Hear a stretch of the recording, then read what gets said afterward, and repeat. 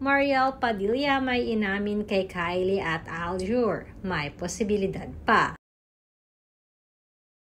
Sino nga ba ang may gusto ng hiwalay ang pamilya? Yan din di umano ang reaksyon ng stepmom at kasulukuyang asawa ni Robin Padilla na si Mariel Padilla. Isa din di umano siya sa nanghihinayang sa naging paghihiwalay na Kylie at Aljur. Katunayan, noong una nga ay hindi siya makapaniwala na totoong hiwalay na ang dalawa. Unang pumasok din di umano sa isipan niya ay paano na ang mga bata.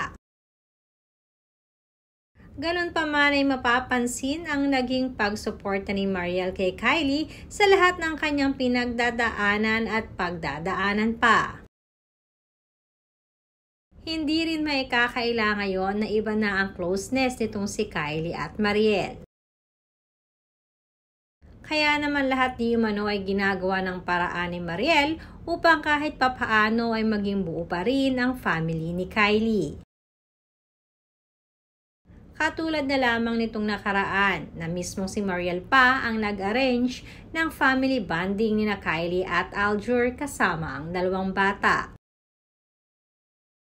Hindi di umano matatawaran ang saya ng mga bata, lalo na nang makita ng mga ito nakasama si Aljur. Napalakas nga ang tawa ni Mariel nang ibuking nito si Kylie at Aljur. Dahil kahit di umano hiwalay na ang dalawa, ay mukhang may pag-asa pa ring magkabalikan sila ni Aljur. Madami rin nagsasabi na iba pa din ang nakikitang spark kina Kylie at Aljur pag magkasama ang mga ito.